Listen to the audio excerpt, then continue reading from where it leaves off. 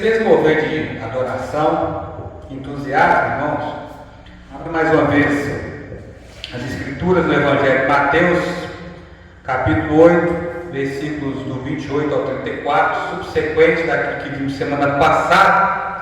E o Senhor há de nos abençoar, falando poderosamente ao nosso coração através das Escrituras. Ele está aqui, tenha certeza disso, e sua presença é abençoadora. Como que é costume para todo cristão verdadeiro, genuíno, entendemos que todos vão se encontrar com Jesus. Isso para nós é um fato, cedo ou tarde, diante de uma circunstância ou outra. Na medida que nós formos desenvolvendo essa mensagem, você vai entender por que eu estou lhe falando isso. Preste bem atenção.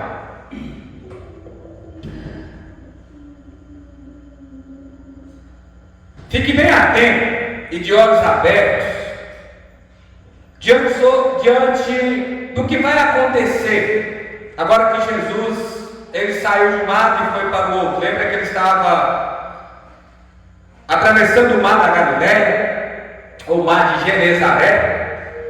Houve uma grande tempestade, ele acalmou o vento e também as ondas do mar, e os discípulos ficaram impressionados diante daquilo que ele era capaz de fazer diante dessa circunstância que ali se levantou. Então, a questão é: você está indo para onde Jesus vai ou não? Você está indo no mesmo ritmo? Você está seguindo o mesmo curso? A sua direção é a mesma? Porque vamos, nessa noite, ver os opostos, caminhos contrários e consequências que eles trazem. Você sabe quem Jesus é? Pense um pouco, não só diante das informações que você tem sobre ele, toda a literatura que o apresenta, você crendo se ela é divina ou não, mas até onde você tem informação sobre Jesus? Você sabe quem é ele? Lembrando que no contexto eles ficaram impressionados e começaram a se perguntar quem é esse que até os ventos e o mar obedecem. Os demônios sabem quem Jesus é. Você não. Preste bem atenção. Versículos do 28 ao 32. A cura de 2 endemoniados gadarenos. Tendo ele chegado a outra margem, a terra dos gadarenos, vieram ao encontro 2 endemoniados, saindo de dentro dos sepulcros, e a tal ponto, furiosos, que ninguém podia passar por eles naquele caminho. Eis que gritaram: o que temos nós contigo, filho de Deus vivo, ou do Deus vivo? Vieste aqui nos atormentar antes do tempo? Ora, andava pastando, e não longe, uma grande manada de porcos. Então os demônios lhe rogavam: se nos expelirem, mandados para os porcos, pois então ide, ordenou-lhe Jesus. E eles, saindo, passaram para os porcos. Eis que toda a manada se precipitou ao despenhadeiro abaixo, dentro do mar das águas pereceram.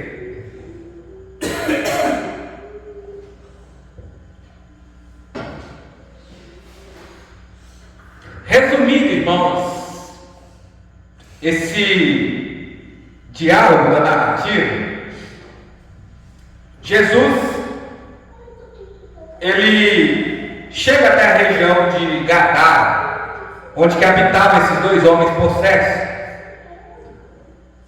O que identificou Jesus rapidamente foi os espíritos que estavam sobre esses rapazes, que de longe gritavam, dizendo: Jesus, filho de Deus vivo. Porque viesse ter conosco fora do tempo. O que eles estão querendo dizer com isso? É a pergunta que fazemos nessa noite. Irmãos, é um cenário deprimente, é um cenário aterrorizador, é um cenário perigoso, é um cenário pesado. Quando Jesus ele vai ao encontro dessa região, o que podemos avaliar é que estavam ali esses demônios há tempo possuindo esses rapazes. É interessante que os demônios sabem quem Jesus é. Eles dizem: Filho do Deus vivo. Mesma colocação que Pedro, podemos imaginar que foi cheio do Espírito Santo, o Espírito de Deus, que é o inverso desses espíritos imundos caídos, revelou sobre Jesus na sua caminhada. O que é que Pedro falou? Tu és o Cristo, o Filho do Deus vivo, tu és o Messias, tu és o Salvador. Lembra o que Jesus falou diante daquele ambiente aterrorizador? Para aquele lugar que os discípulos foram com Jesus, um lugar pagão, onde que ele falou: sobre mim, Pedro, você que é pedregulho, eu a rocha, estabelecerei a minha igreja, e as portas do inferno não vão prevalecer contra ela. É interessante que Jesus diz o seguinte: não foi carne ou sangue que te revelaste isso, mas foi o Pai que está no céu. Que Deus tenha misericórdia da sua vida. Você que ainda não identificou, não sabe quem Jesus é. Você que não tem dimensão de quem é esse Deus, de quem é esse ser que habitou no nosso meio. Agora, continuando comigo, eu quero que você perceba o seguinte: que o que ele diz nesse momento é: Jesus, você veio declarar o juiz antes do tempo, você veio aplicar a condenação, você veio trazer a ira de Deus. Eles já sabem, eles se assustaram, eles pensaram o seguinte: o dia do juízo chegou. Irmãos, se os demônios estremecem diante dele, imagina as pessoas. É isso que ele está dizendo. Esses demônios, eles eram tão aterrorizadores que podemos ver nos contextos, ou melhor dizendo, nos paralelos de Marcos e Lucas, que esse rapaz, ele vivia no sepulcro, como aqui está dizendo. É uma situação que ilustra a morte. A morte. Ele vivia pelado. Ele era esfragilado. Ele era possesso, ele era perturbado. E os demônios machucavam essas pessoas. E outra coisa, eles eram perigosos. Ninguém passava naquela região. Provavelmente se isolou aquele lugar. E a tristeza, irmãos, não para por aí. Eles viviam nos cemitérios, nos sepulcros, porque os demônios não deixavam eles viverem em casa. Além de lidar com a sede do pecado, eles tinham que lidar com essa possessão demoníaca, esse assunto. No Evangelho de Lucas você confere essa situação no versículo 8 e versículo 27. Quando ele fala antes do tempo, preste bem atenção. Versículo 8, capítulo 27.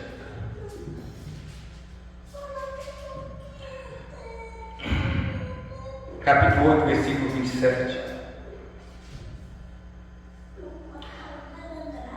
Logo ao desembarcar, veio à cidade, ao seu encontro, um homem possesso de demônios, que havia muitos. Não se via, nem habitava em casa alguma, porém vivia nos sepulcros. Quando viu Jesus, prostrou-se diante deles, clamando, dizendo em alta voz: que tenho eu contigo, Jesus, Filho do Deus Altíssimo? Rogo-te que não me atormentes. Preste bem atenção. O Espírito estava atormentando dolorosamente o seu hospedeiro. Mas quando ele vê a presença de Jesus, eles são atormentados. Irmãos, as portas do inferno não prevalecem contra a igreja por causa de Jesus, eles são atormentados por causa de Jesus. Eu quero te chamar a atenção, porque imagina, como eu falei, não só a questão dos pecados em si não confessados, imagina viver uma vida dessa maneira. Imagina ter esse tipo de tormento, sofrer esse tipo de amargura dia após dia. No versículo 31, aqui ainda no Evangelho de Lucas, o texto continua apresentando o seguinte: roga que não nos atormente, ou nos mande para o abismo. Lembra que eu falei para vocês? Eles acreditaram no seguinte: Jesus apareceu, o dia do juízo chegou. Mas a questão é, desde que o Senhor pisou os pés aqui, os últimos dias já foram inaugurados. Deus está chamando a responsabilidade. Porque arrepender-se, porque o reino de Deus é chegado, porque o reino das trevas é manifestado. É coisa séria. E para lá, no pico dessa condenação, vai Satanás e seus anjos ao abismo eterno. E caminha com ele também a passos largos os filhos da desobediência. Você não se render a Jesus é desobediência. Você não cumprir com os mandamentos de Jesus é desobediência. Irmãos, tem muita coisa que são os princípios fundamentais da palavra de Deus, que muitos hoje em dia não cumprem. Se converter a Cristo, viver para Ele, dar testemunho, descer as águas, ser aderido ao corpo, fazer parte da igreja, se tornar um dos membros, e preferem flertar com as trevas.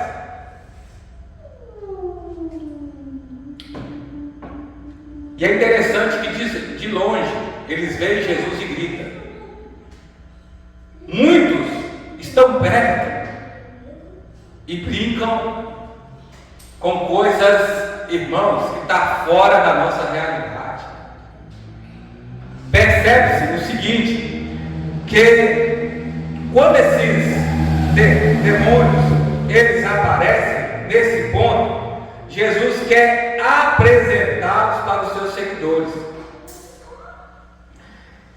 Preste bem atenção, que Jesus vai falar o seguinte com eles: quem são vocês? E eles falam: nós somos legião, porque somos muitos. Não era 2, não era 3, não era 4. Uma legião de soldados romanos era provavelmente mais de 7.000 soldados à disposição do seu líder, de César, do governador ou daquele que conduz o exército.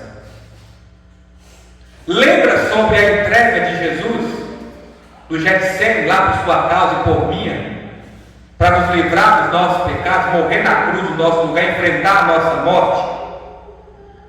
Quando eles vêm para pegar, o que é que ele fala? Vocês vieram contra mim como se eu fosse um ladrão, salteador, fiquei ensinando o tempo inteiro. E aí eles continuam dizendo, parafraseando o seguinte: quem é Jesus? E ele diz: sou eu. Pá, eles caem por terra. Eles falam de novo: quem é Jesus? Ele, pum, sou eu. Eles tornam-se a arrebentar. E a palavra diz, e depois ele se entrega, porque é o que Jesus fala: se ele não entregasse a sua vida, ninguém poderia tomá-la. Não foi ninguém que matou Jesus, senão a sua entrega. Ninguém jamais poderia tirar a vida dele. É o que ele falou: esse poder foi me dado pelo Pai, e eu vou tomar de volta, porque a lei do pecado não tinha domínio sobre ele, porque ele não errou.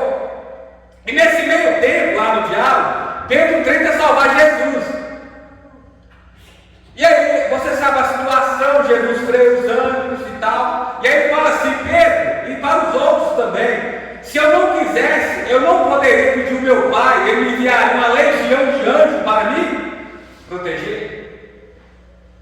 Irmão, isso é guerra. Isso aqui não é conto de fadas, não. Então, o que você precisa identificar nessa noite é de que lado você está. Ou um te conduz mansamente, que é o Espírito de Deus, ou o outro domina a sua vida e faz o que ele bem entender. Pedro, seguindo Jesus, o que ele falou? Ó, Satanás pediu para se andar contigo. Eu roguei ao Pai. Eu roguei, porque senão ele ia brincar com a sua vida. Lembra o que aconteceu com Judas? Caminhando com Jesus e fugir da comunhão da mesa, vendendo Jesus